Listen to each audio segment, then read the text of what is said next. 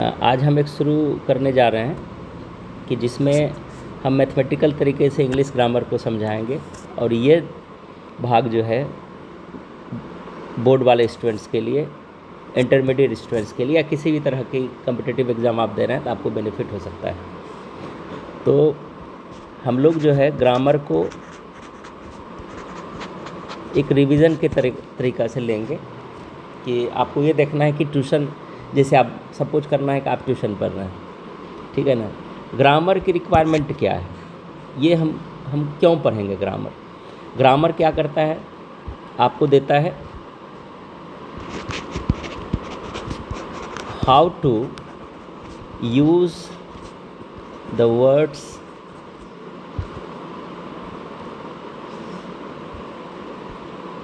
Correctly, कि आप किसी भी शब्द को किस प्रकार वाक्य में रखेंगे। मान के चलिए कि हम एक यहाँ पर वाक्य लेते हैं कि जैसे इट इज़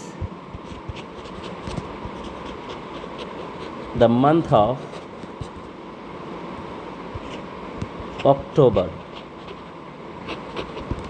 यहाँ पर हमने क्या मिस्टेक कर दिया, यहाँ पर हमने क्या मिस्टेक है। आपको लगेगा ये वाक्य सही है, लेकिन ये वाक्य गलत है, क्योंकि यहाँ पर हमारा ये यहाँ पर मिस्टेक किया। क्या मिस्टेक हुआ कि ग्रामर आपको बताता है कि ये जो अक्टूबर है, ये जो ओ है, ये आपको कैसे लिखना है, कैपिटल में लिखना है। आप ऐसा गलती नहीं कर सकते, ठीक है ना। अगर इसकी परिभाषा पर ही चलते हैं, परिभाषा आप देखे होंगे जब बिगनिंग ऑफ ग्रामर हम पढ़ाए थे तो उसमें इसके बारे में हम चर्चा किए थे। तो ग्रामर शब्द को का सही प्रयोग करना हमको सिखाती है, और दूसरा चीज़ क्या सिखाती है, how to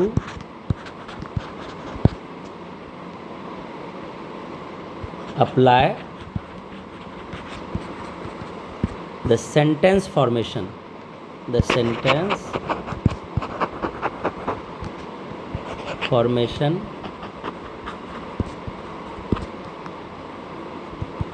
in a systematic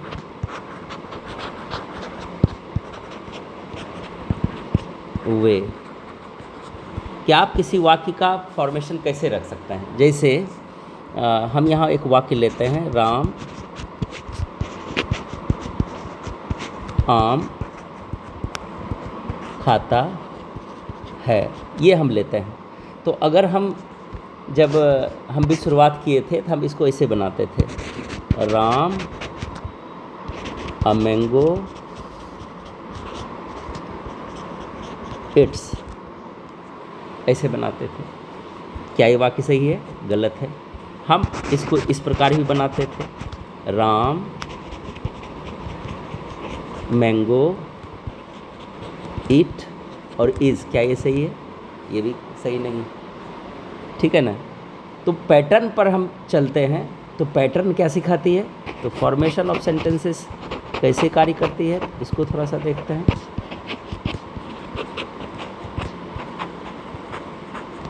formation of sentences में क्या समझना होता है कि सबसे पहले हम कर्ता को रखेंगे, और ये हिंदी वाला हम पहले बता रहे हैं, उसके बाद ऑब्जेक्ट को रखेंगे, इसके बाद वर्ब को रखेंगे। ये सेंटेंस पैटर्न जो है ये हिंदी के लिए अप्लाई किया जाता है, ये हिंदी के लिए, हिंदी वाक्य के लिए।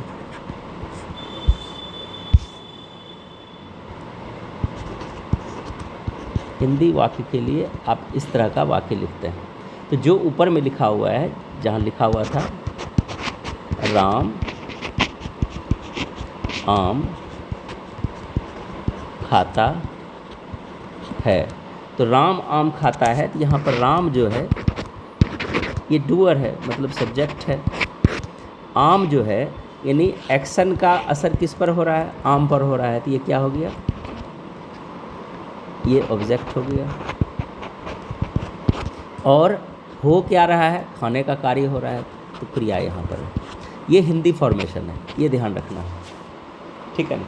लेकिन अगर इसी वाक्य को जब अप्लाई करता है इंग्लिश वाले में तो सबसे पहले हमको सब्जेक्ट रखना होता है, इसके बाद हम वर्ब रखेंगे, तब ऑब्जेक्ट रखेंगे।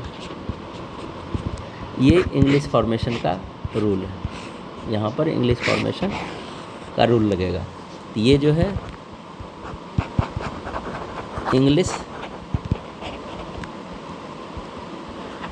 सेंटेंस फॉर्मेशन, ये आपको ये यहाँ पर ध्यान रखना, ठीक है ना। अर्थात अगर हम इसको अपने भाषा में इसको इंग्लिश वाले फॉर्मेशन में करते हैं तो क्या हो जाएगा, सबसे पहले राम खाता है आम, ठीक है ना। ये आपके दिमाग में आना चाहिए, तब अनुवाद बनेगा, ठीक है ना। जैसे राम इट्स अ मैंगो, ये आया, पहले ये लिखे, फिर यहाँ पर जो है ये आया, तब इसके बाद ये आया। लेकिन अगर बड़ा बड़ा वाक्य रहता है तो हम क्या करते हैं कि सब्जेक्ट और वर्ब चुन लेते हैं, वर्ब के बाद जो जो ऑब्जेक्ट आता जाता है उसको हम करते जाते हैं। तो एक वाक्य लिखते हैं यहाँ पर, जैसे राम एक पत्र लिखता है,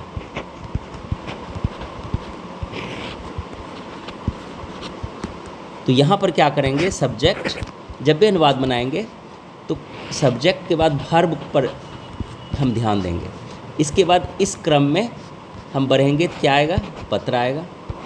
और जो जिसका जोड़ा बना, वैसा नहीं कि पत्र आया तो पहले लेटर लिख देंगे तब ए लिखेंगे, ऐसा बात नहीं है। जो कंपाउंड है ये इसके साथ कंपाउंड है, और है जो है इसके साथ कंपाउंड बना हुआ है, ये ध्यान रखना है।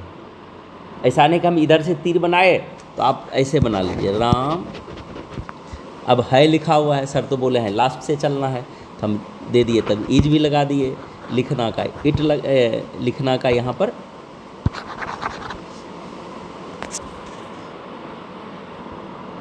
तो यहाँ पर हम क्या किए, पहले ईज लगा दिए। अक्सर जब स्टार्टिंग होती है तो ऐसा ही सोचते हैं कि इस रूलिए यहाँ से हम इधर चल देते हैं, तो यहाँ से हम फिर ये यहाँ पर राइट हमको यूज करना है, ठीक है ना। ये दिखाने के लिए है कि ग्रामर हमको क्यों पढ़ना चाहिए। अब है लेटर है, ए है, क्या ऐसे हम करेंगे, ऐसे नहीं करेंगे। अनुवाद ये बिल्कुल ये पूरा ब्लंडर इसको बोला जाता है, ऐसे सोचेंगे नहीं। सबसे पहले देखेंगे डूअर क्या है और डूअर कर क्या रहा है, ठीक है ना। जब भी अनुवाद हम बनाएंगे तो ये दिमाग में रखना है कि राम और जो फॉर्म है, टेंस फॉर्म है या मॉडल्स है या कुछ भी है, जो ट्रांसलेशन का रूल है उसको तो आपको फॉलो करना है। यहाँ पर हम राम क्या करेंगे, राइट्स। अब ये भी ध्यान रखना है कि ऐसा नहीं कि पत्र यहाँ कर देंगे, जो जिसके साथ बना हुआ है, ये कंपाउंड एक पत्र एक है, लिखता है एक है, ठीक है ना, ये ध्यान रखना, राइट्स अ लेटर। और अगर वाक्य इससे भी बड़ा होता है, इसी में वाक्य को बढ़ा देता है। मान के चलिए कि हम यहाँ पर यूज करते हैं राम कलम से एक पत्र लिखता। ट्रांसलेशन बनाने से पहले एक चीज़ और ध्यान रखना, कंपाउंड करेंगे, किसका किसका कौन कौन जोड़ी है। राम के साथ कोई जोड़ी नहीं, लेकिन क्या कलम और से अलग है, नहीं है, ये एक कंपाउंड है। मतलब जब भी आएगा तो इसके साथ ये जुड़ा रहेगा।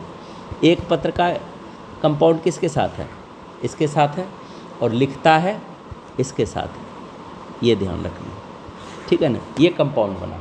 अब ये देखेंगे कि करने वाला कौन है, तो राम अकेला है। लिखता कौन है, राम लिखता है, ठीक है ना। तो राम को पहले चुन लेंगे, तो राम का अंग्रेजी यहाँ पर डालेंगे। राम लिखता है, क्या करेंगे, अब जो टेंस फॉर्म है राइट्स। अब देखिए कंपाउंड एक पत्र है तो अ लेटर यहाँ पर करेंगे, ठीक है, ये इसका कंपाउंड हो गया, राइट से लेटर। अब कलम से क्या हो जाएगा, कलम से का यहाँ पर हम छोड़े। अब कलम से एक ग्रुप में आता है, ठीक है ना, तो क्या हो जाएगा, कलम से विद अ पेन। ये फॉर्मेशन ध्यान में रखना है अक्सर, ठीक है ना। अब और देखते हैं, एक वाक्य और इसमें बढ़ाते हैं, क्या होगा। तो ट्रांसलेशन बना, ये आया, इसके बाद ये आया, ये पूरा आया, ठीक है ना, फिर इसके बाद ये पूरा आया। ये पैटर्न ट्रांसलेशन का बनता है, ठीक है ना। ये हुआ बिगिनिंग, ये हुआ एंड, और ये उधर से दाहिने से बाएं की ओर ये अनुवाद बनेगा, कितना भी बड़ा रहे। और एक लेते हैं, राम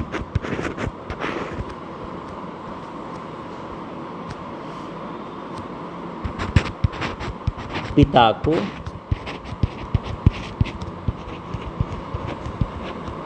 कलम से एक पत्र लिखता है।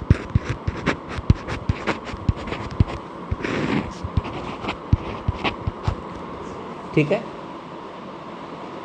राम पिता को कलम से एक पत्र लिखता है। अब क्या करेंगे, कंपाउंड किसका किसका बनेगा, राम अकेला रहेगा, लिखता है कंपाउंड है, यहाँ पर जोड़ा बनाएंगे, किसके साथ, वो मिक्स्ड है, पिता को ये मिक्स्ड है, कलम से मिक्स्ड है, फिर एक पत्र जो है ये मिक्स्ड है। ऐसे ध्यान रखना है, ऐसा नहीं कि आएंगे तो ऐसे चलेंगे फिर ये एरर आ जाएगा तब। तो पहले राम को चुने, राम आया,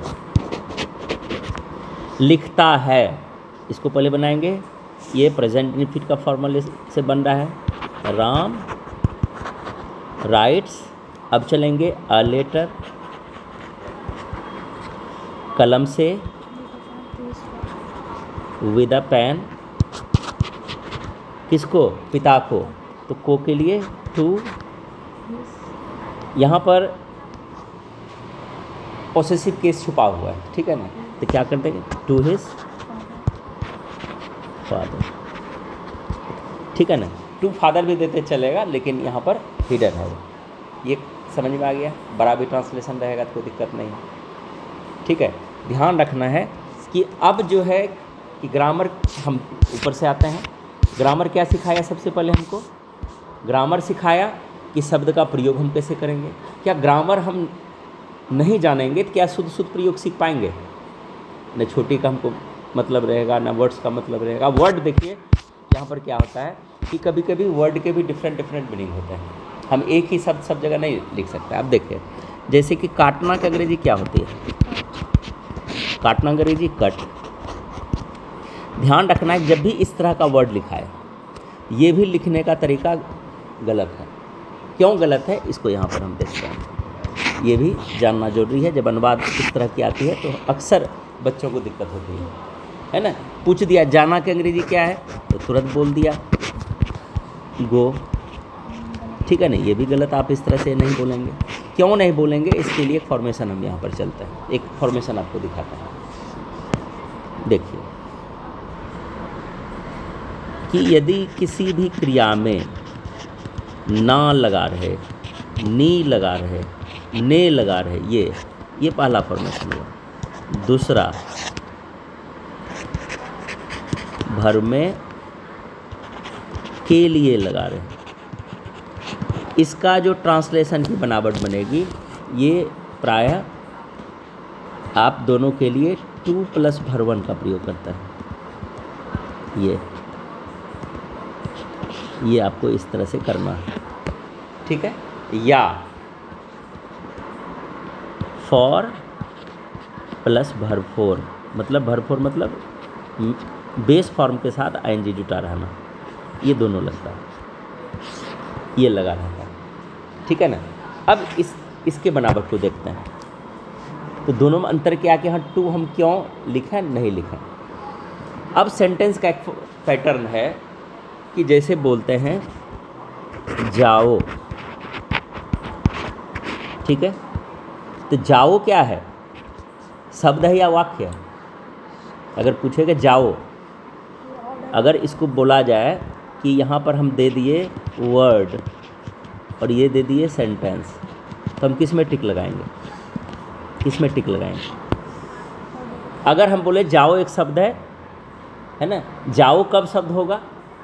जब हम इसको इन्वर्टेड कॉमा के अंदर रख देंगे, तब इसके लिए कुछ इसको पॉइंट आउट करते हुए हम वाक्य को निर्देशित करेंगे, तब वो शब्द हो जाएगा। लेकिन अगर अकेला है, यहाँ पर जो हम यूज कर रहे हैं, यहाँ पर हम दे दिए और डैश दे दिए है, ठीक है ना, डैश या, ठीक है, इस तरह का अगर हम लिखे हैं और चुनने दे दिए, क्या है यहाँ पर, ये शब्द नहीं है, ये क्या है, सेंटेंस है, ठीक है ना, सेंटेंस है। अब कोई भी ऐसा सेंटेंस अगर आपसे पूछा जाए तो ऐसा सेंटेंस बनाइए जिसमें वर्ब नहीं, कोई भी ऐसा सेंटेंस, वाक्य होना चाहिए। तो अब यहाँ पर थोड़ी सी हम सेंटेंस का रूल पढ़ते हैं। सेंटेंस क्या होता है? A group of words that makes a complete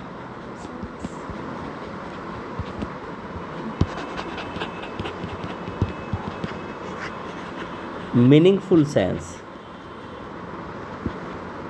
ठीक है ना, इसका मीनिंगफुल सेंस होना चाहिए। क्या अर्थ हुआ इसका?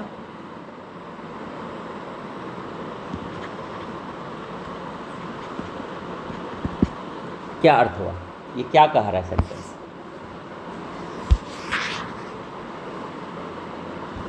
ठीक है, यहाँ पर क्या बोल रहा है ये? सेंटेंस मतलब क्या हो? एक ग्रुप ऑफ वर्ड्स है। सेंटेंस क्या है? शब्दों का समूह है। दैट मैक्स क्या कर रहा है? एक अर्थ दे रहा है।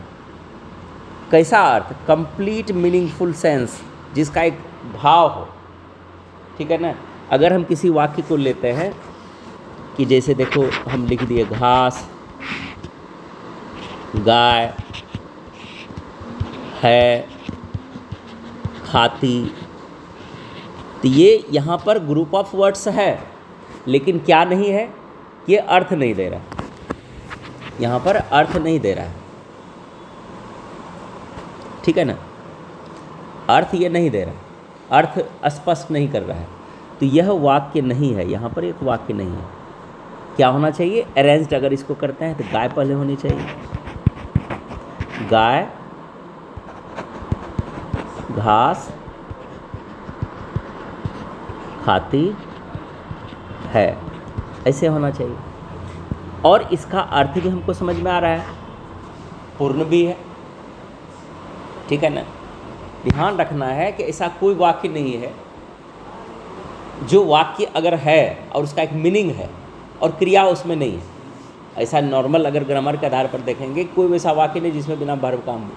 अगर बिना वर्ब नहीं है तो वाक्य नहीं कहला, वो स्लैंग हो जाएगा, मतलब उसको हैबिचुअल आप ले लिए, है ना, तो उसमें क्रिया का होना अनिवार्य है। तो इस प्रकार से सेंटेंसेस को जो है ये डिवाइड किया गया दो पार्ट में। एक होता है उनके स्ट्रक्चर के आधार पर, है ना,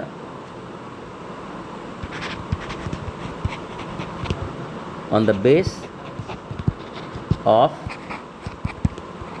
इट्स स्ट्रक्चर और फॉर्मेशन,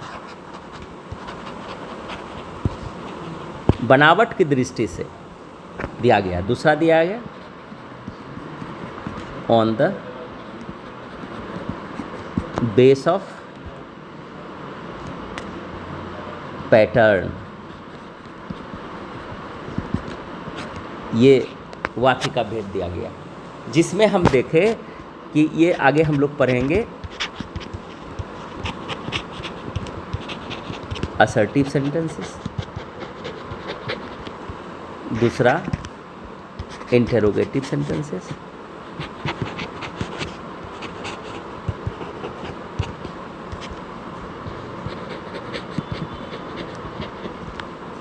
तीसरा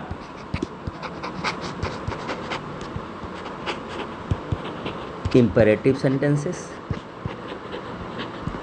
ये समझाने के लिए वीडियो बना रहे हैं, ना कि ये फेयर वगैरह करने के लिए। इसमें फेयर कुछ नहीं करना, ये हम रफ यूज करेंगे ट्यूशन की तरह। फेयर करने के लिए जो मेरा यूट्यूब पर वीडियो आएगा वहाँ से आप फेयर करेंगे, ठीक है। तीसरा क्या आएगा, चौथा क्या आएगा, ऑप्टेटिव सेंटेंसेस।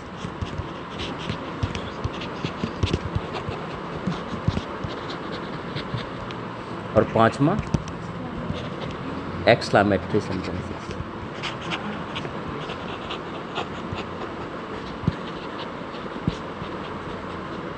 ये अब पैटर्न के आधार पर जो आ रहा है, इसके आधार पर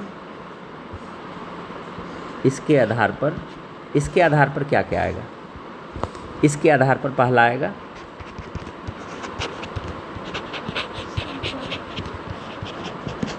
सिंपल सेंटेंसेस, दूसरा आएगा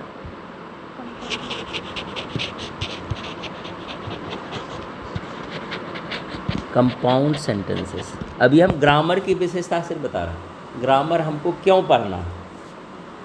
अभी के टाइम में यूट्यूब पर देखते हैं कि हमको इतना लंबा नहीं खींचना, ठीक है, आप शॉर्टकट में तेज़ी से पढ़ लेते हैं, अलग बात है। लेकिन तेज़ी से समझ कौन रहा है? जो पहले से बहुत कुछ जानता है उनके लिए तेज़ी है, लेकिन जो जीरो से शुरू कर रहा है, जिनको स्टार्टिंग में कुछ नहीं आती है, तो वो कैसे करेंगे। तो कंपाउंड सेंटेंसेस लिए। और तीसरा क्या हो जाएगा, तीसरा हो जाएगा कम्प्लेक्स सेंटेंसेस।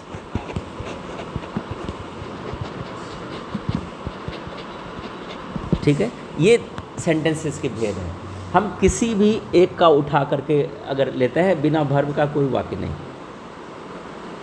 ठीक है ना। लेकिन अब ये बोलेंगे, लेकिन एक्सेप्शन में आप बोलेंगे कि बिना क्रिया का वाक्य होता है। जैसे हम बोलते हैं, जैसे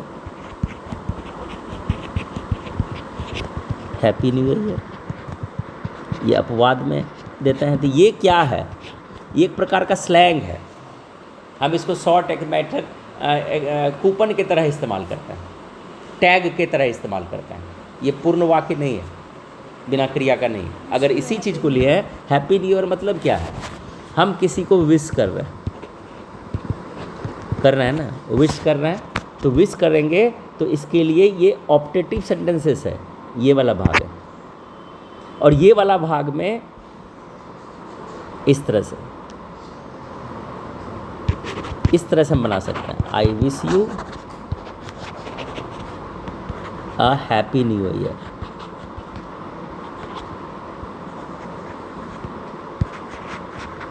ये हम बोल रहे हैं उसको, मैं आपको मनोकामना, आपको बधाई दे रहा हूँ, नया वर्ष आपका मुबारक, ठीक है ना। तो विश कर रहे हैं, उसके लिए मंगल कामना कर रहे हैं। तो ये यहाँ पर इतना दूर छोड़ देते हैं, तो यहाँ से बोलते हैं, तो इसको स्लैंग बना लिया गया है। लेकिन इंटरनल है तो ना।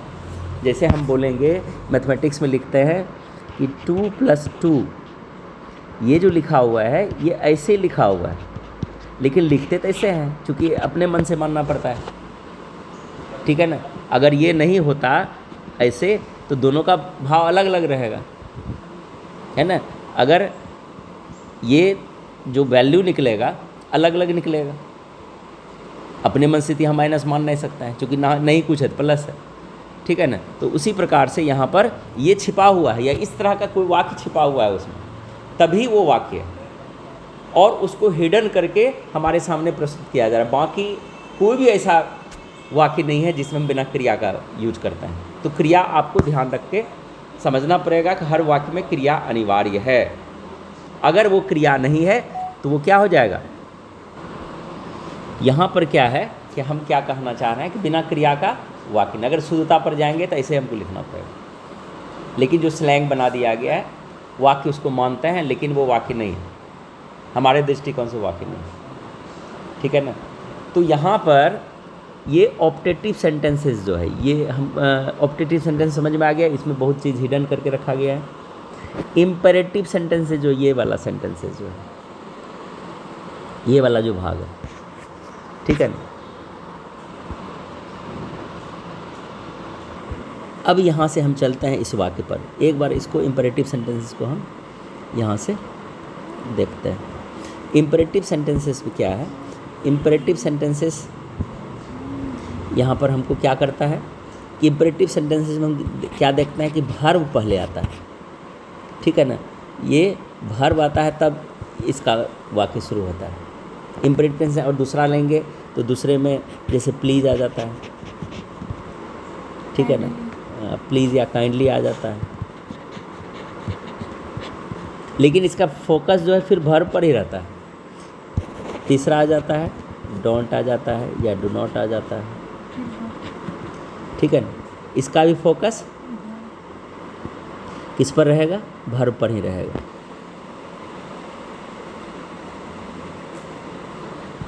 इसका भी फोकस वर्ब पर ही है, मतलब इसमें वर्ब की ही प्रधानता है, ठीक है ना। इसमें भी यहाँ वर्ब की प्रधानता है, ठीक है ना।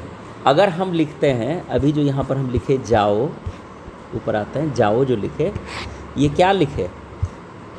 हम किसी को आदेश दे रहे हैं, है ना। हम फिर से यहाँ पर लिख देते हैं जाओ। जाओ का अर्थ होता है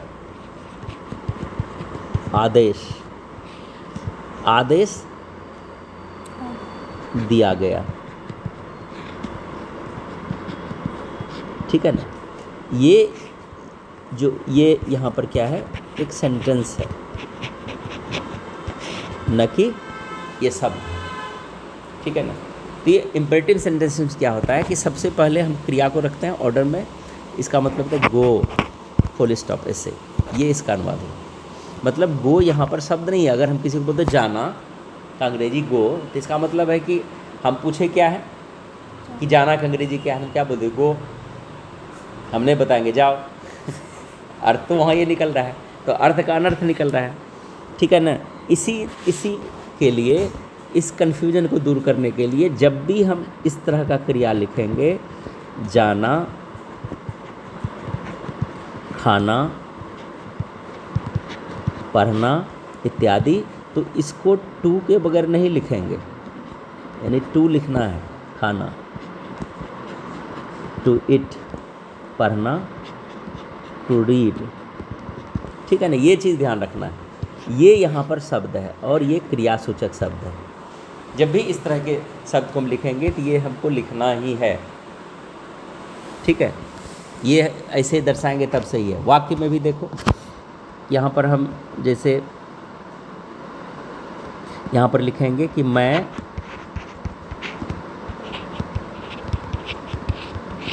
पढ़ने के लिए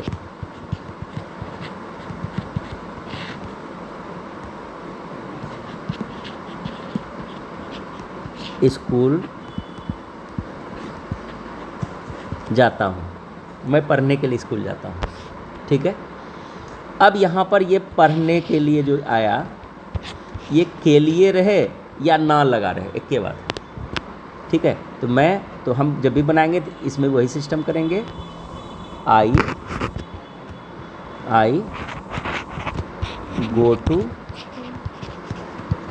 स्कूल। अब यहाँ पर हम क्या जोड़ देंगे? टू रीड,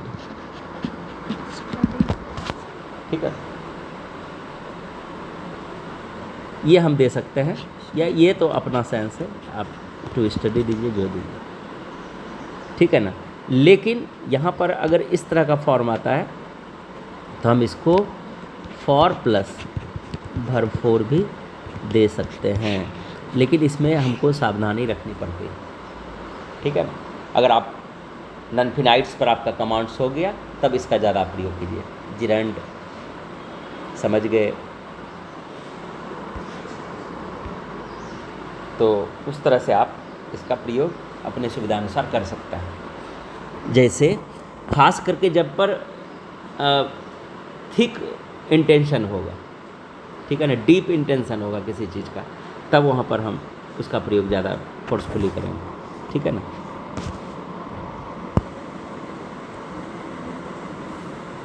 जैसे देखिए कि मैं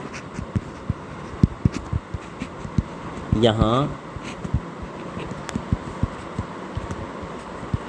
आपको वही बताने के लिए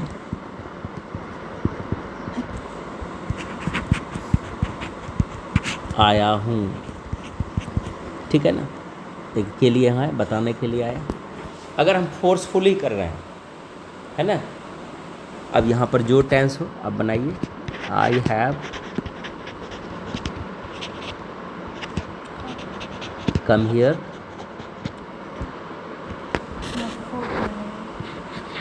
फॉर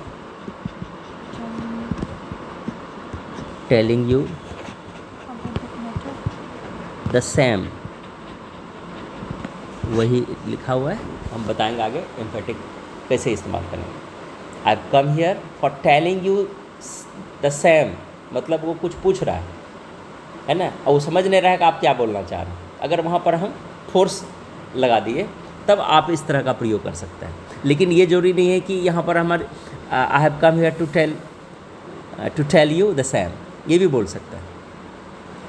ठीक है ना, तो इसलिए इसमें हमको सावधानी बरतनी पड़ती है। ये नॉर्मल वाक्य है, छोटा छोटा वाक्य है, तब टू लगा के ही प्रयोग करेंगे। ठीक है ना, और फिर जब इनफिनाइट्स पढ़ेंगे तो उसमें देखेंगे कि इसका प्रयोग, जैसे प्रेजेंट पार्टिसिपल या जिरंड या इस तरह का प्रयोग जब वहाँ पर हम सीखेंगे तो वहाँ पर देखा अंतराल भी देखा जाता है। ठीक है ना, जैसे दो क्रिया है, एक क्रिया के जस्ट तुरंत क्रिया स्टार्ट हो जाती है। ठीक है, बच्चा माँ को देखकर रोने लगा, तो माँ को देखा और रोने लगा, तो क्रिया कैसा रहा? तुरंत घटाना, है ना। जैसे वह मुझे देखकर मुस्कुराई, कितना समय लगा? देखी और हंसी या उसके चेहरे पर मुस्कुराहट आई। लेकिन वो क्रिया और हो सकता है, जैसे कि मैं घर गया, मैंने घर जाकर संदूक खोला और बंदूक निकाली। तो क्रिया जो हो रही है अंतराल, पहले घर पहुँचे, फिर आपने संदूक खोला, तब आपने बंदूक निकाला। अगर इस तरह का क्रिया होगा तो ये आपको अंतराल समझना पड़ेगा। क्विक अंतराल में हम टू का प्रयोग ज़्यादा लगा सकते हैं, और कहीं पर हम फोर्स इस्तेमाल कर रहे हैं तो हम इस तरह का प्रयोग कर सकते हैं। तो आज हमने क्या यहाँ पर देखा? Importance of grammar. इतना चीज़ हम कैसे सीखेंगे? ये सीखने के लिए हमको क्या सीखना पड़ेगा? ग्रामर। और ग्रामर कैसे सीखेंगे? ग्रामर आपको सीखना पड़ेगा इस तरह से, एक के बाद दो, दो के बाद तीन, तीन के बाद चार, चार के बाद पाँच, अनंत। ठीक है, और इसको बेटर करेंगे तो क्या करेंगे? जीरो जोड़ दीजिए। क्यों हम लिखे अभी हम बताएंगे, कि चूँकि हम मैथमेटिक्स पढ़ते हैं, तो मैथमेटिक्स भी कोई भी व्यक्ति अगर वो गणित सीखा है ना, तो उसको क्या सीखना पड़ा होगा? काउंटिंग सीखना पड़ा होगा ना, है ना। ये क्या है? Natural number. ये क्या है? पूर्ण। मतलब जीरो के बगैर आपको कुछ नहीं आती है, तो ग्रामर आपको कहाँ से शुरू करना पड़ेगा? जीरो से। थोड़ी बहुत आती है, लेकिन यहाँ पर भी आप लगातार ही चलना पड़ेगा, है ना। अगर हम कभी क्या के पहले प्रोनाउन पढ़ लिए, ठीक है, चलिए प्रोनाउन आ गया, इसके बाद हम नाउन शुरू कर रहे हैं। फिर इसके बाद क्या किए हम? यहाँ पर वर्ब सीख लिए, ठीक है, फिर यहाँ से कंजक्शन सीख लिए। तो कोई भी चीज़ सीधा सीधा जा रहा है क्या? क्योंकि पार्ट्स ऑफ स्पीच में हमने क्या सीखा है कि पहले नाउन सीखेंगे, नाउन के बाद प्रोनाउन सीखेंगे, प्रोनाउन के बाद वर्ब सीखेंगे, एडजेक्टिव सीखेंगे, प्रीपोजिशंस, कंजक्शंस, इंटरजेक्शन। क्यों बना है ये? ठीक है ना। तो ग्रामर आपके लिए, हर व्यक्ति के लिए अनिवार्य है और लाइफ टाइम अनिवार्य रहेगा। अगर कोई बोल दे कि हम 3 महीने में अंग्रेजी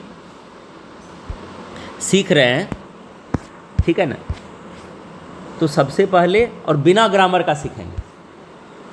सिखाने वाले को कुछ नहीं है, वो तो वेल प्रिपेयर्ड हैं पहले से ही। अगर किसी मैथमेटिशियन को बोलेंगे कि सर हमको सिर्फ ज्योमेट्री पढ़ा दीजिए, तो टीचर को क्या दिक्कत है? टीचर तो बना ही है कि आप कहीं से पूछो हम बताएंगे। लेकिन बच्चे को ज्योमेट्री से पहले भी तो उसको आना चाहिए रेखागणित, जो रेखागणित का बेसिक है, ठीक है। अगर आपको पहले से सब, जैसे हम नरेशन हम भी शुरू करेंगे, कोई दिक्कत नहीं होगी, लेकिन नरेशन पढ़ने के लिए आपको पहले से प्रॉपर टेंस की जानकारी होनी चाहिए, पर्सन की जानकारी होनी चाहिए, केस की जानकारी होनी चाहिए, ठीक है ना, और उसमें बैलेंसिंग चाहिए। हमको क्या दिक्कत, हम बताते चले जाएंगे, लेकिन बच्चे के दिमाग में नहीं आएगी। इसलिए हम ग्रामर में जीरो को शामिल करते हैं। शुरुआत करो जीरो से शुरू करो, ठीक है, हाँ एडवांस तक पहुंच जाएंगे, ठीक है।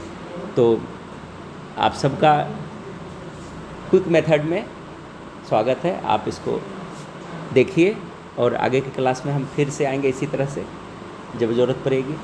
लिखने में कहीं अशुद्धता रह गई हो तो इसके लिए आप कमेंट सेक्शन में जाइएगा और हमको बताइएगा, क्योंकि ये जो है ख़ास करके हम शॉर्ट टर्म में इंटरमीडिएट बिहार बोर्ड जो आगे परीक्षा आने वाली है, या अगर किसी भी कंपटीशन में आप पढ़ाई करते हैं तो आप क्विक में बहुत चीज़ यहाँ पर पढ़ सकते हैं, और ये शॉर्ट मेथड में रहेगा। इसमें हम किसी नियम का पालन नहीं करेंगे, हम कहीं भी इसमें जा सकते हैं, हम किसी चैप्टर को इसमें जा सकते हैं, लेकिन हम कोशिश करेंगे, चूँकि हम यहाँ पर जीरो की बात कर रहे हैं तो कोशिश करेंगे कि लेवल जीरो ही हो।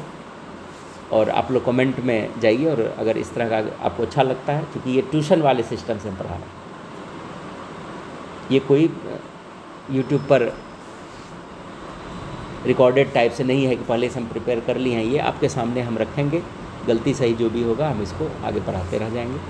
तो बहुत बहुत धन्यवाद। आज का क्लास यहीं पर हम एंड करते हैं। Thank you.